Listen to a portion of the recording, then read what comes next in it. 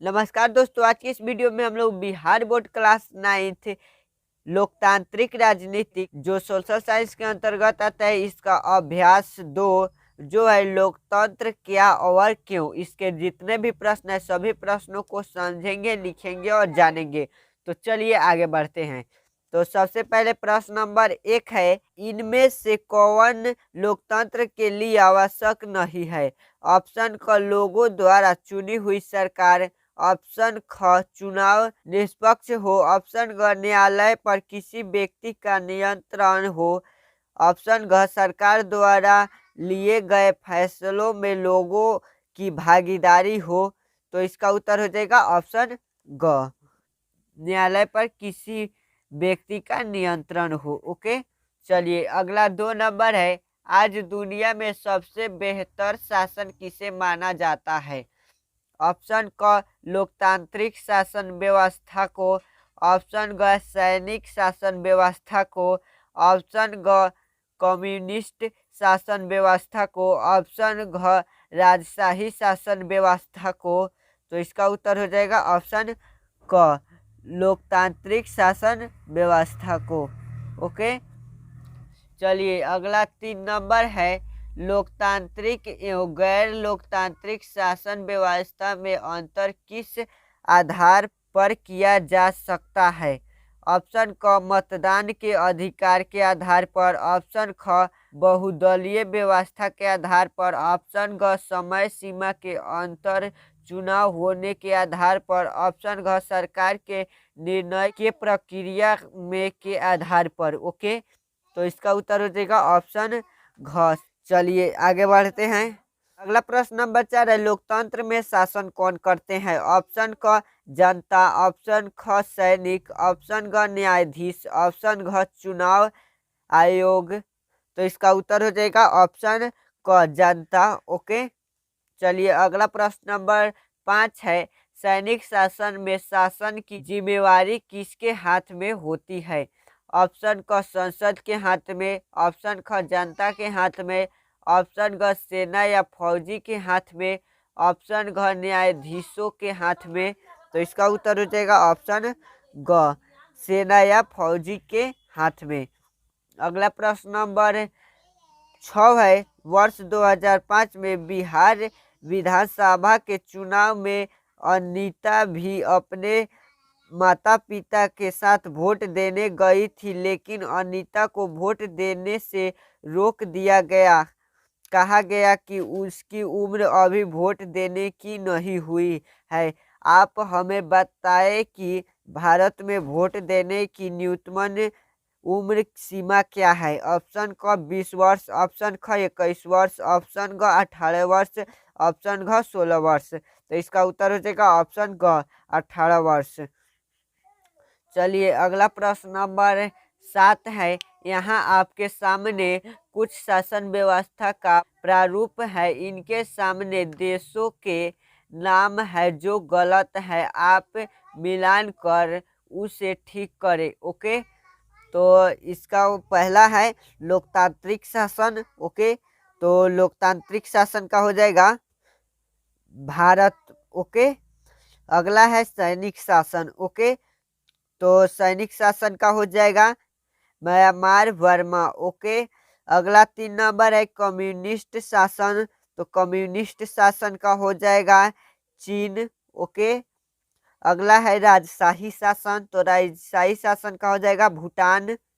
Okay, चलिए अगला प्रश्न नंबर 8 है, यहाँ कुछ पट्टियों के चिन्ह है और उनके सामने पट्टी का नाम है जो गलत है, आप हमें यह बताएं कि इन चिन्हों के सामने कौन सी पट्टी होगी? का पंजा छाप। ओके, तो पंजा छाप का हो जाएगा कांग्रेस पार्टी।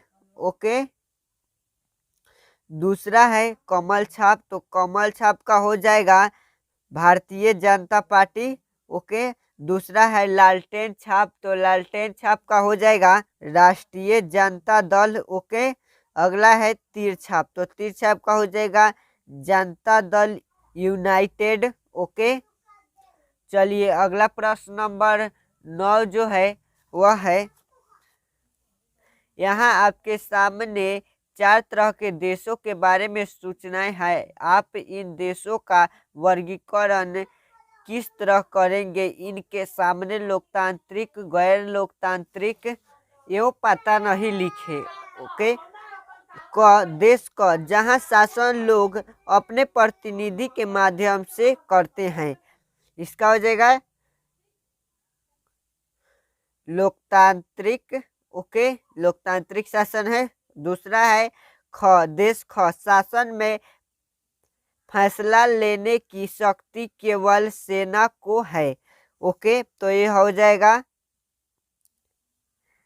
गैर लोकतांत्रिक। ओके, गैर लोकतांत्रिक। चलिए अगला 3 नंबर है नंबर देश जहां पुरुषों के मत का महत्व महिलाओं से अधिक है। ओके, तो यह पता नहीं। ओके, क्योंकि यह अभ्यास में नहीं दिया है, अध्याय में। चलिए अगला नंबर है देश जहां वोट देने का अधिकार सभी लोगों को नहीं है। ओके, तो इसका हो जाएगा गैर लोकतांत्रिक। चलिए गैर लोकतांत्रिक। ओके, चलिए अगला 10 नंबर प्रश्न है। यहाँ भी 4 अन्य देशों के बारे में सूचनाएं दी गई है। इन सूचनाओं के आधार पर इन देशों का वर्गीकरण किस तरह करेंगे? यहाँ भी इनके आगे लोकतांत्रिक, गैर लोकतांत्रिक एवं पता नहीं लिखे। ओके, तो चलिए है देश का चुनाव में एक ही दल के उम्मीदवार खड़े हो, तो यह हो जाएगा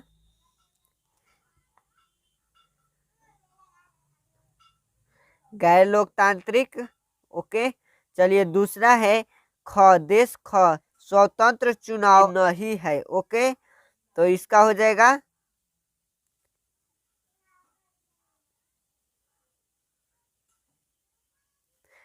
गैर लोकतांत्रिक। ओके, चलिए अगला नंबर है देश धर्म के आधार पर मत देने का अधिकार। ओके, तो इसका हो जाएगा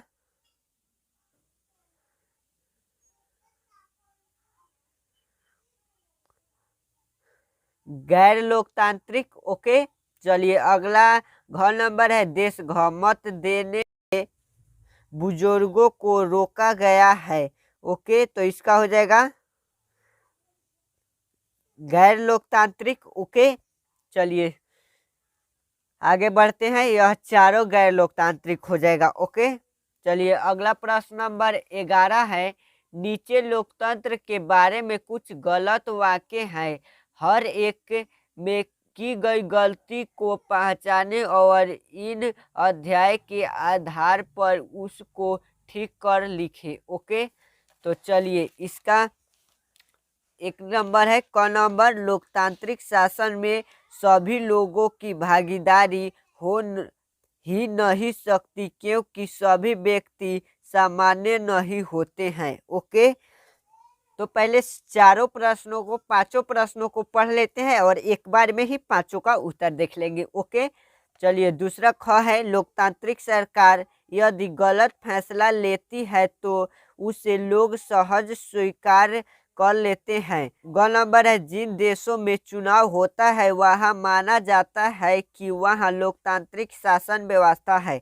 अगला नंबर लोकतंत्र में सरकार पर नियंत्रण नहीं होती है, सरकार फैसला अपने इच्छा अनुसार लेती है। नंबर यह कोई आवश्यक नहीं है कि लोकतंत्र में स्वतंत्र न्यायपालिका हो। ओके, चलिए अब इस पांचों का उत्तर देखते हैं। का उत्तर हो जाएगा राजनीतिक समानता और वयस्क मत अधिकार लोकतंत्र का आधार स्तंभ है। समानता लोकतंत्र को मजबूत मानता है। इस आधार पर प्रत्यक्ष या अप्रत्यक्ष रूप से शासन में सभी को भागीदारी होती है। दूसरा का हो जाएगा नंबर का लोकतांत्रिक शासन में ऐसी भी नहीं हो सकता क्योंकि गलत फैसला लेने पर विपक्षी दल सरकार की आलोचना करता है, विरोध करता है और सरकार को सही नीति अपनाने के लिए बाधाएं करता है। साथ ही सरकार की आलोचना करने वाले स्वतंत्रता मीडिया होती है। चलिए 3 नंबर, नहीं ऐसी बात नहीं है। जैसे पाकिस्तान में चुनाव भी हुई, चुने हुए प्रतिनिधियों को कुछ अधिकार भी मिले, लेकिन स्वच्छ सत्ता नेता के अधिकारों और परवेज मुशर्रफ के पास रही। इस तरह स्पष्ट है कि परवेज मुशर्रफ ने शासन वाले पाकिस्तान को लोकतंत्र नहीं कह सके। ओके, चलिए अगला घ नंबर का उत्तर हो जाएगा, लोकतंत्र में सरकार संविधान द्वारा निर्धारित नियमों के अंदर ही कार्य करता है। सरकार स्वेच्छा के फैसला नहीं कर सकती।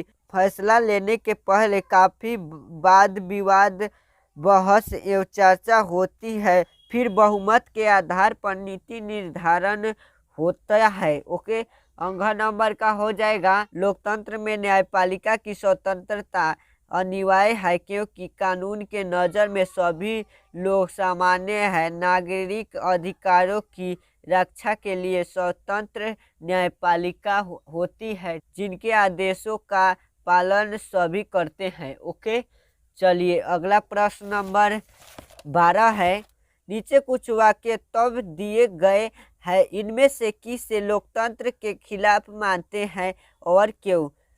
क नंबर, लोकतंत्र में सभी लोगों का वोट का मूल्य बराबर होता है। लोकतंत्र सरकार लोगों के कल्याण के लिए कार्य करती है। ऑप्शन ग, लोकतांत्रिक सरकार ज्यादा मनमानी करती है। ऑप्शन घ, लोकतांत्रिक देश में सरकार लोगों के प्रति उत्तरदायी होती है। ओके, तो इसका उत्तर हो जाएगा वाक्य तो ग को लोकतंत्र के खिलाफ मानते हैं, क्योंकि लोकतांत्रिक सरकार मनमानी नहीं कर सकती है। ओके, चलिए अगला प्रश्न नंबर 13 है, नीचे कुछ कथन दिए गए हैं, जिनमें कुछ लोकतांत्रिक एवं गैर लोकतांत्रिक है। आप बताइए कि यह कथन लोकतांत्रिक एवं गैर लोकतांत्रिक क्यों है? क नंबर है, भारत सरकार के एक मंत्री ने कहा, संसद को ऐसे कानून बनाने चाहिए जो प्रेस की स्वतंत्रता पर प्रतिबंध लगाए। पहले चारों को पढ़ लेते हैं और एक बार में ही चारों का उत्तर देख लेंगे। ओके, ख नंबर, मुखिया जो एक बुजुर्ग महिला को वोट देने से इस आधार पर मना कर दिए कि वह अनपढ़ थी। अगला ग नंबर है, बिहार सरकार ने दलितों की विकास के लिए महादलित आयोग बनाया है। अगला घ नंबर, महिलाओं संगठनों ने संसद में अपनी पूर्ण भागीदारी के लिए आरक्षण की मांग की है। ओके, तो चलिए इसका उत्तर हो जाएगा क नंबर का हो जाएगा, मंत्री का कथन गैर लोकतांत्रिक है, क्योंकि लोकतंत्र की सफलता के लिए प्रेस की स्वतंत्रता अपरिहार्य है। ओके, यही तक होगा। चलिए ख नंबर का हो जाएगा, मुखिया जो एक बुजुर्ग महिला को वोट इस आधार पर नहीं देने दिया कि वह अनपढ़ थी। ऐसा करना अलोकतंत्र है, क्योंकि लोकतंत्र में समानता के आधार पर सभी वयस्क नागरिकों को वोट देने का अधिकार होता है। ओके, चलिए ग नंबर का हो जाएगा, बिहार सरकार ने दलितों के विकास के लिए महादलित आयोग बनाया है।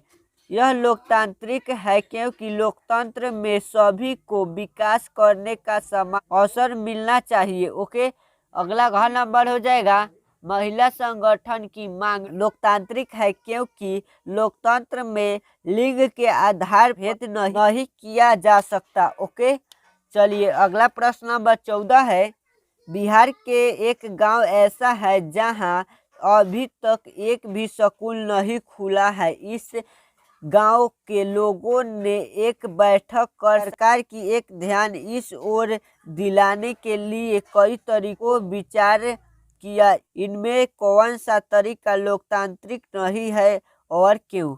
ओके, क नंबर है, अदालत में शिक्षा पाने के अधिकार को अनिवार्य एवं मौलिक अधिकार बताते हुए केस दायर किया। ऑप्शन ख सरकार के खिलाफ जन सभाएं एवं बैठक की। ऑप्शन ग अपने गांव में आए अधिकारियों को बंधक बनाया और अभद्र व्यवहार किया। ऑप्शन घ अगले चुनाव में मतदान बहिष्कार का फैसला किया। ओके, इसका उत्तर हो जाएगा ग नंबर। ओके, लोकतांत्रिक नहीं है क्योंकि शिक्षा की व्यवस्था करना सरकार की दायित्व है। अधिकारियों को बंधक बनाने और अद्रभाव व्यवहार करने समस्या का समाधान नहीं हो सकता। ओके, अगला 15 नंबर है, इनमें से किस कथन को आप लोकतांत्रिक समझते हैं और क्यों? तो क नंबर है, एक नेताजी, इस के चुनाव में जो मुझे वोट देगा उसे धोती साड़ी एवं कंबल मुफ्त में दिया जाएगा। दूसरा, मजदूर के किसान, तुम्हारे पत्नी को काम के बदले आधी मजदूरी मिलेगी क्योंकि वह औरत है। ओके, चलिए ग नंबर। अगला ग नंबर, अधिकारियों से कर्मचारी, हमारे काम के दौरान सरकार द्वारा निर्धारित सुविधाएं मिलनी चाहिए। ओके, तो इसका उत्तर हो जाएगा ग नंबर। कर्मचारी का कथन लोकतांत्रिक है क्योंकि लोकतंत्र में नियमानुकूलन सुविधा का उपभोग करने का अधिकार सभी को है। ओके, चलिए अगला प्रश्न नंबर 16 है। वर्ष 2008 के सितंबर महीने के अखबारों में छपे 2 समाचार आपके सामने हैं। प्रथम, गुड्डी जो व्यक्त लड़की है अपनी इच्छा अनुसार शंकर से शादी कर ली। शंकर दूसरे जाति का है, इस पर गांव वाले के विरोध किया और शंकर के पिता को गांव वालों ने गांव छोड़ने पर मजबूर कर दिया। दूसरी खबर यह है कि अपनी मांगों के समर्थन में सरकार के समक्ष धरना कर रहे प्रदर्शनकारियों पर पुलिस ने लाठियां बरसाई। इन दोनों खबरों पर विचार करें और बताएं कि यह खबर लोकतंत्र के अनुकूल है या नहीं। समर्थ में तर्क कीजिए। ओके, तो इसका उत्तर हो जाएगा, गुड़िया अपनी इच्छा अनुसार शादी करना लोकतंत्र के अनुकूल है, परंतु गांव वालों का विरोध करना लोकतंत्र के अनुकूल नहीं है क्योंकि कोई भी बेरक लड़का या लड़की अपनी इच्छा अनुसार शादी कर सकता है। भारतीय संविधान में इस पर कोई प्रतिबंध नहीं है। संविधान के विचार और अभिव्यक्ति के व्यक्ति की स्वतंत्रता प्रदान किया है। पुलिस ने जो लाठियां बरसाई यह लोकतंत्र के अनुकूल नहीं है क्योंकि अपनी मांग के समर्थन में सरकार के समर्थ शक्तिपूर्ण प्रदर्शन करना लोगों का अधिकार है। ओके, यह प्रथम का हो गया और यह दूसरा का हो गया। ओके, चलिए अगला प्रश्न नंबर 17 और यह लास्ट प्रश्न है। 26 दिसंबर 2008 को दैनिक हिंदुस्तान समाचार पत्र में एक खबर छपी कि परमाणु करार के विद्रोह में विपक्षी सांसदों ने संसद भवन परिसर में धरना प्रदर्शन किया। मुद्दे पर बहस के लिए संसद की बैठक बुलाने की मांग सरकार ने की। इस खबर पर विचार करें और बताएं कि विपक्षियों का यह तरीका लोकतांत्रिक है या गैर लोकतांत्रिक। अपने समर्थन में तर्क कीजिए। ओके, तो इसका उत्तर हो जाएगा, विपक्षी दल का मुख्य कार्य सरकार के कार्यों की आलोचना करना, सरकार को विचार विमर्श कर निर्णय लेने के लिए बाध्य करना है। यदि सरकार गलत फैसले को नहीं बदलती तो लोग सरकार को ही बदल सकते हैं। संसद भवन पर परिसर में ध्यान प्रदर्शन और प्रदर्शन की बैठक बुलाने की विपक्षी दलों की मांग लोकतांत्रिक है।